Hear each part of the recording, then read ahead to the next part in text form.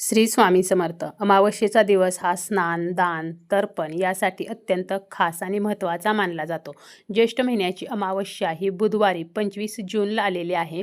या दिवशी सकाळीच आपल्या घराच्या मुख्य दरवाजाच्या उंबरठ्यावरती आपल्याला एक वस्तू ठेवायची आहे, ज्यामुळे आपल्याला पितरांचा आशीर्वाद प्राप्त होईल, पितृदोष नष्ट होईल, त्याचप्रमाणे आपल्या जीवनातील सर्व अडचणी नष्ट होतील. या दिवशी सकाळी लवकर उठावे, त्यानंतर स्नान करावे. स्नान करताना आवर्जून आंघोळीच्या पाण्यामध्ये 4 थेंब गंगाजल टाकावे आणि चिमूटभर हळद टाकावी. यामुळे काय होतं, गंगाजल टाकल्यामुळे पवित्र नदीमध्ये स्नान केल्याचे पुण्य आपल्याला प्राप्त होते आणि हळद टाकल्यामुळे नकारात्मकता जी आहे तर ती नष्ट होत असते. आंघोळ झाल्यानंतर आपल्याला स्वच्छ वस्त्र परिधान करायचे आहेत आणि यानंतर घराच्या उंबरट्यावरती आपल्याला एक वस्तू जी आहे तर ती ठेवायची आहे. आपल्या घराचा उंबरठा हा वास्तुशास्त्रानुसार अतिशय महत्त्वाचा भाग आहे. घराचा उंबरठा हा बाहेरील आणि आतील तर अशा 2 भागांना जोडत असतो. उंबरठा म्हणजे काय? तर उंबरठा म्हणजे मर्यादा.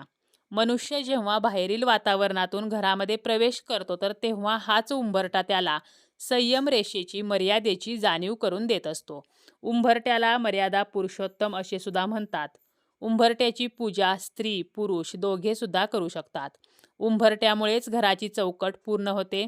नकारात्मक ऊर्जेला सकारात्मक करण्याचे काम हा उंबरठा करत असतो. आपल्या घराचा उंबरठा जो आहे तर तो जर सकारात्मक असेल तर आपल्या घरामध्ये कधीही वाईट बाधा असेल, इडापिडा असेल, शत्रुपीडा असेल तर ती प्रवेश करणार नाही. तसेच कुटुंबामध्ये कोणीही मतभेद निर्माण करू शकत नाही. तर असा हा जो उंबरठा आहे तर त्यावरती आपल्याला एक वस्तू ठेवायची आहे. आपला जो उंबरठा आहे तर तो आपल्या पितरांचे स्थान मानला जातो. म्हणजे आपले पितर जे आहेत तर ते आपल्या उंबरट्यामध्ये वास्तव्य करतात. आणि बऱ्याच वेळेला काय होतं, आपल्याला पितृदोष निर्माण झालेला असतो.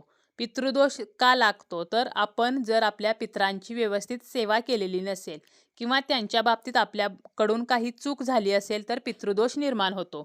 आणि जर का पितृदोष निर्माण झाला तर माणसाच्या आयुष्यामध्ये खूप संकट येतात, खूप अडचण येतात, ताणतणाव निर्माण होत असतात. आणि पितृदोष जर असेल तर देवाचे कितीही केले, कितीही पूजापाठ केले तरीसुद्धा काहीही उपयोग होत नाही. पितृदोषामुळे विवाह लवकर होत नाहीत, संतती प्राप्ती होत नाही, सततचे आजारपण, उद्योग व्यवसायामध्ये वाढ होत नाही.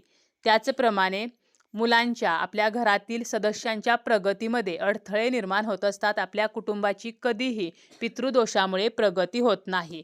तर हा पितृदोष जो आहे तर तो नष्ट व्हावा म्हणून आपल्याला काय करायचं आहे, तर उंबरट्यावरती पाणी शिंपडायचं आहे.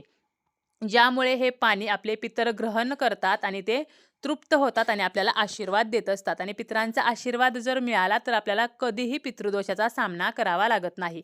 तर अशा प्रकारे सकाळी उठल्याबरोबर स्नान झाल्यावर पहिली गोष्ट करायची आहे ती म्हणजे आपल्याला उंबरट्यावरती पाणी शिंपडायचं आहे. त्यानंतर आपल्याला थोडीशी हळद घ्यायची आहे. यानंतर त्यामध्ये थोडंसं गोमूत्र आणि थोडंसं गुलाबजल आपल्याला मिक्स करायचं आहे आणि हे सर्व मिश्रण आपल्याला एकजीव करायचं आहे. गोमूत्र जे आहे तर यामध्ये गंगेचे वास्तव्य असते आणि याचं आपल्याला लेपन जे आहे तर ते उंबरट्याला करायचं आहे. म्हणजे उंबरट्याला आपल्याला हळदीचे लेपन करायचं आहे. यामुळे काय होणार आहे, तर जी काही बाहेरून येणारी नकारात्मकता आहे तर ती घरामध्ये प्रवेश करणार नाही. तर आपल्या उंबरट्याला हळदीचं लेपन केल्यामुळे ही नकारात्मकता जी आहे तर ती उंबरट्याच्या बाहेरच राहील. म्हणून ही नकारात्मकता नष्ट होण्यासाठी आपल्याला हळदीचं लेपन करायचं आहे. त्याचबरोबर हळद जी आहे तर ती माता लक्ष्मीला आकर्षित करते. माता लक्ष्मीला प्रिय असलेली अशी ही हळद आहे. आणि हळदीचं लेपन झाल्यानंतर आपल्याला काय करायचं आहे, तर उंबरट्यावरती एका बाजूला रांगोळीने स्वस्तिक आणि एका बाजूला लक्ष्मीची पावले किंवा अष्टदल कमळ जे आहे तर ते काढायचं आहे. स्वस्तिक असेल, अष्टदल कमळ असेल किंवा लक्ष्मीची पावले असतील तर ही ऊर्जादायी प्रतीके आहेत. आणि अशा ऊर्जादायी प्रतीकांचा वापर जर आपण उंबरट्यावरती केला तर आपल्या उंबरट्याची सकारात्मक ऊर्जा जी आहे तर ती वाढत असते. त्यामुळे दुसरी गोष्ट करायची आहे ती म्हणजे उंबरट्याला हळदीचं लेपन करायचं आहे. यानंतर आपल्याला एक दिवा घ्यायचा आहे. दिवा घेताना मातीचा दिवा घ्यायचा आहे. मातीची पंती असेल तरी चालेल. दिवा स्वच्छ असावा, खंडित झालेला नसावा. वापरलेला दिवा असला तरी चालेल, फक्त तो स्वच्छ करून घ्यायचा आहे.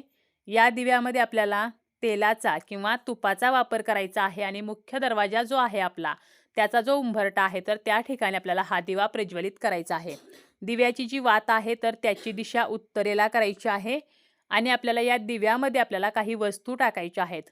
2 ते 3 काळ्या मिऱ्या टाकायच्या आहेत. 2 फूल असलेल्या लवंगा टाकायच्या आहेत. लवंगा अखंड असाव्यात आणि त्या लवंगांना पुढे जे फूल असते तर ते फूल असावे अशा 2 लवंगा टाकायच्या आणि आपल्याला 1 तुकडा भीमसेनी कापूर टाकायचा आहे किंवा आपला जो नेहमीचा साधा कापूर आहे तो टाकला तरी चालेल.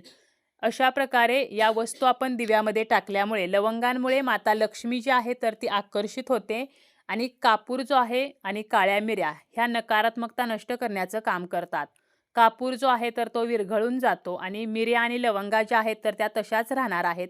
जेव्हा दिवा विझेल त्यानंतर आपल्याला हा दिवा उचलायचा आहे. दिव्यातील वात, काळ्या मिऱ्या आणि लवंगा हे आपल्याला विसर्जित करायच्या आहेत, निर्माल्यमध्ये टाकायच्या आहेत.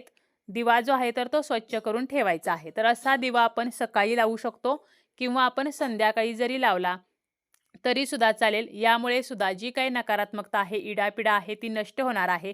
माता लक्ष्मी आपल्या घराकडे खेचली जाणार आहे. आपल्या घरामध्ये धनासंबंधी समस्या असतील, पैशासंबंधी समस्या असतील तर त्यासाठीच आपल्याला ह्या दिव्याची वात ही उत्तरेला करायची आहे. कारण उत्तर दिशेचे स्वामी जे आहेत तर ते कुबेर देव आहेत. तर असा एक दिवा जो आहे तर तो सुद्धा आपल्याला आपल्या घराच्या उंबरट्यामध्ये ठेवायचा आहे. त्याचप्रमाणे आपल्याला काय करायचं आहे तर हा दिवा जो आहे तर तो आपण सकाळी लावायचा आहे किंवा संध्याकाळी लावायचाच आहे. तसेच त्याबरोबर आपण संध्याकाळी आपल्या उंबरट्यामध्ये कापूर जो आहे तर तो सुद्धा जाळायचा आहे. यामुळे सुद्धा नकारात्मकता जी आहे तर ती नष्ट होत असते. एक तामण घ्यायचं किंवा एक मातीचा मोठा दिवा घ्यायचा आणि त्यामध्ये आपल्याला 4 ते 5 कापराच्या वड्या ठेवायच्या आहेत आणि त्यासोबतच 2 तमालपत्र, 2 फूल असलेल्या लवंगा ज्या आहेत आणि थोडीशी पिवळी मोहरी तर हे सुद्धा आपल्याला ठेवायचं आहे. आणि असा कापूर जो आहे तर तो सुद्धा आपल्याला संध्याकाळच्या वेळेला, तिन्ही सांजेच्या वेळेला घराच्या उंबरट्यामध्ये जाळायचा आहे.